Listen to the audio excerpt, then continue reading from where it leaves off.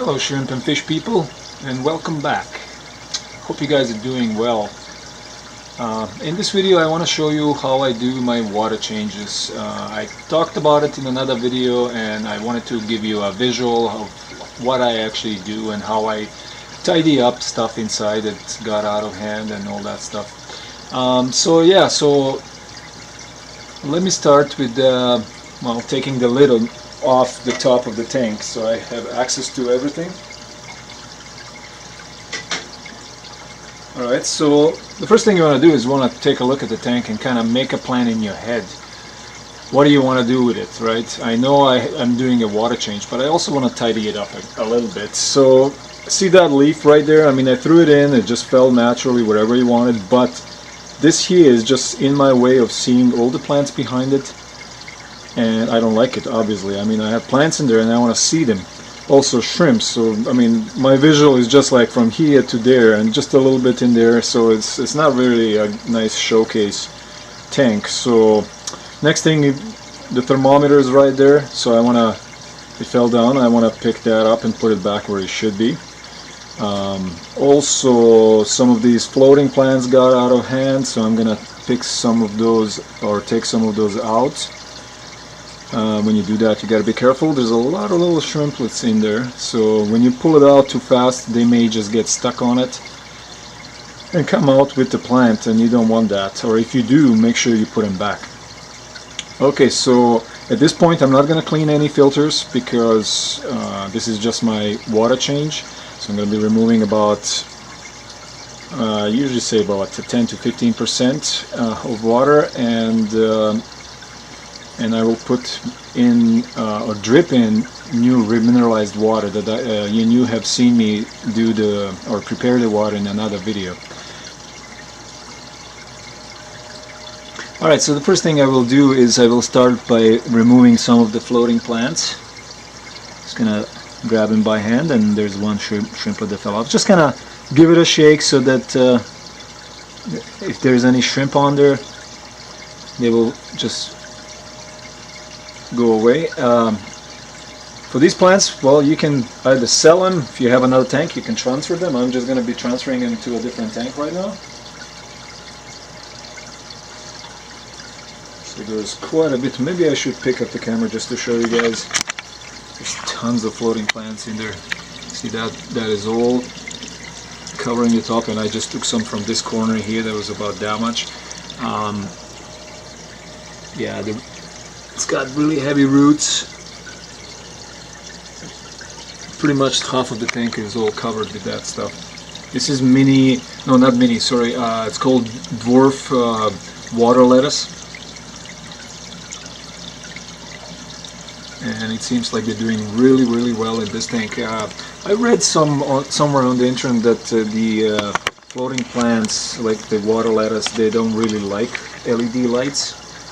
Well, this is LED light. This is the planted, what is it called? Planted Plus from Phoenix.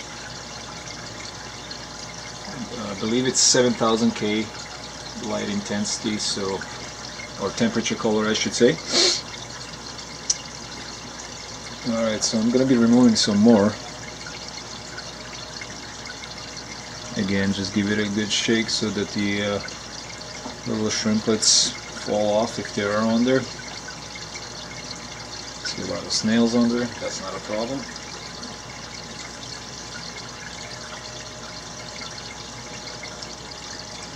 I'm just going to remove most of the small ones. I will only leave in the big ones, and they reproduce quite fast.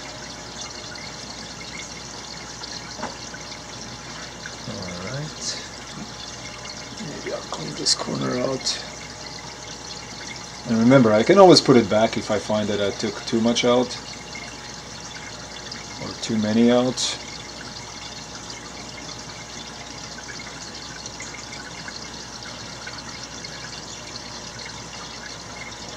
I will try to speed up this video, so most likely I'll have some time lapse in there.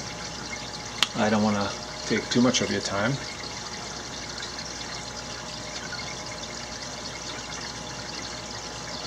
Alright, so I'm gonna take the leaf, the almond leaf, and ooh, there's another world in behind there, so I'm just gonna shove it in the back there. I mean,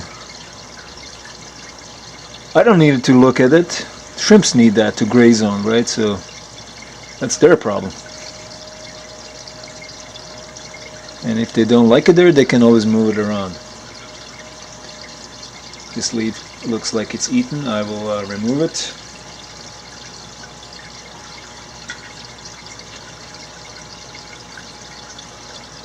Alright, so that already looks like a brand new shrimp tank. You guys see all these roots? These are really long roots, so I may actually cut some of these. They don't need to be that long, and it doesn't really hurt the plant either. So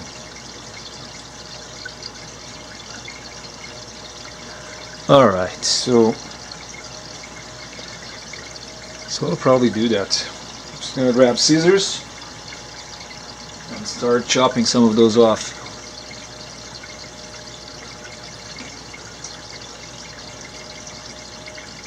Just like that. Take that out, discard it.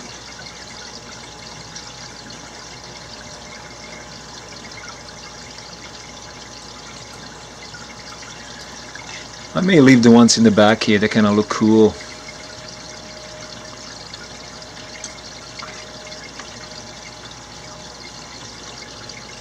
Yeah. So a lot of these roots gone right into the moss, so the only way to get rid of it is actually to cut it. But it's a good thing because they actually anchored themselves in there, so that's nice. So I'll just leave it as that. I will pick up the thermometer. And you notice I don't really put my hands in the tank. I mean, I do, but I really try to keep my hands out of the tank as much as possible. There could be contaminants on my hands, and you know, you don't want to add anything strange to the tank, so you keep your hands out of the tank as much as possible. So there you go. That looks better already. I'm just going to take that spiral thing out.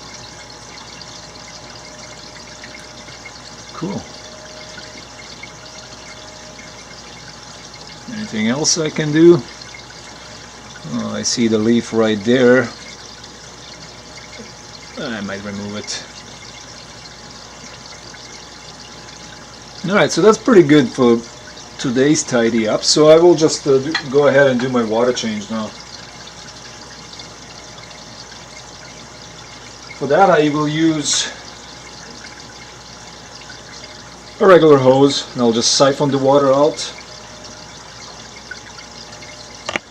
So you just put it in the water and then just suck on the other side. It doesn't take much to get it going.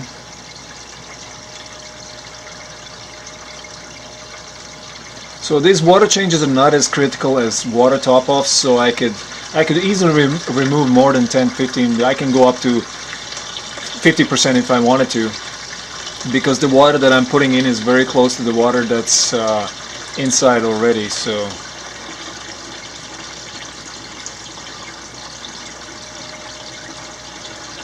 you gotta be careful, there's a lot of babies in there. Alright, so that's approximately as much as I want to change at this point. Okay, and now we can top off the water. Now for the top offs, I use gravity again. Just put the water in a little bucket and place it somewhere above the tank, so it has to be above that water level. And then I use a regular air hose with this air valve, and again basically siphon the water out of that little bucket and back into the tank. And I drip it in slowly, not as slow as I would do the top offs, because that's RO water. This is not, but probably over a period of 1 to 2 hours for sure.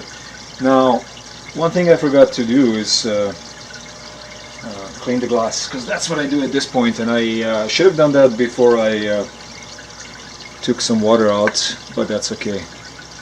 So that's what I do, just a magnet, just go around, just clean it a little bit, and it'll give me a better visual of my shrimps. I can take better pictures for Instagram as well, right? Okay.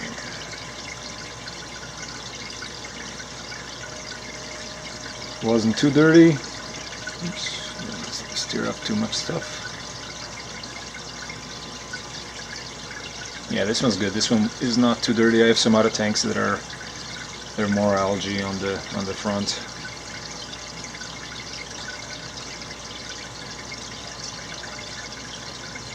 Alright, so there you go, that's good enough. Okay, so now I'm just gonna add water to the bucket, to the little bucket. And that's the water I remineralized the night before. And the reason why I do it the night before, or a few days before, is because of the SMW that I use, that trace elements. It actually drops the pH quite a bit, and I want that to stabilize before I put it into the tank. Interesting fact about the SMW is you can use it as breeding liquid as well, because it drops the pH, and because of that it acts like rainfall. I guess that stimulates the shrimps for breeding. They start molting and they start breeding right away. Maybe I'll do a video on that someday. Basically just a few drops into the water, straight into the tank, and the shrimps just start dancing.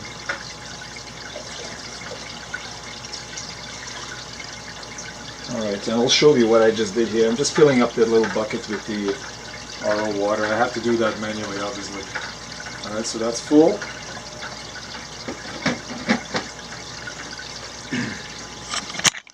Alright, so this is what I've done. I just filled this bucket up, and it's above the level of that tank. So I'm going to use gravity to put the water back in.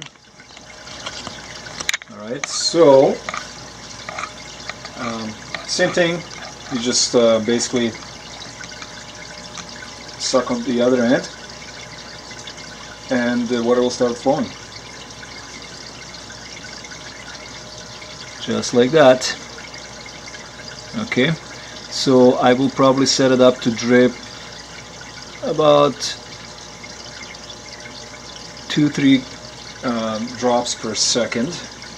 What did I do? Oh, and I also use this little suction cup here. This is a suction cup for, can you see? Suction cup for little air hoses.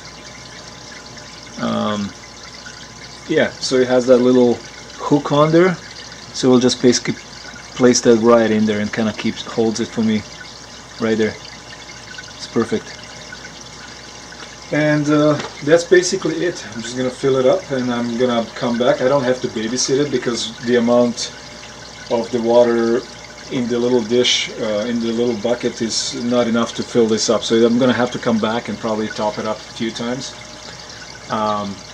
Once the water's out, it'll just stop. So I'm not gonna have any overflowing or anything. So it's pretty safe. And no shock to the shrimp. I might actually, because of the water being so similar, I'll increase it just a little bit so it's faster. There you go, something like that. Slowly drip it in, water gets mixed, everybody's happy. So there you go, that's what I do for water changes.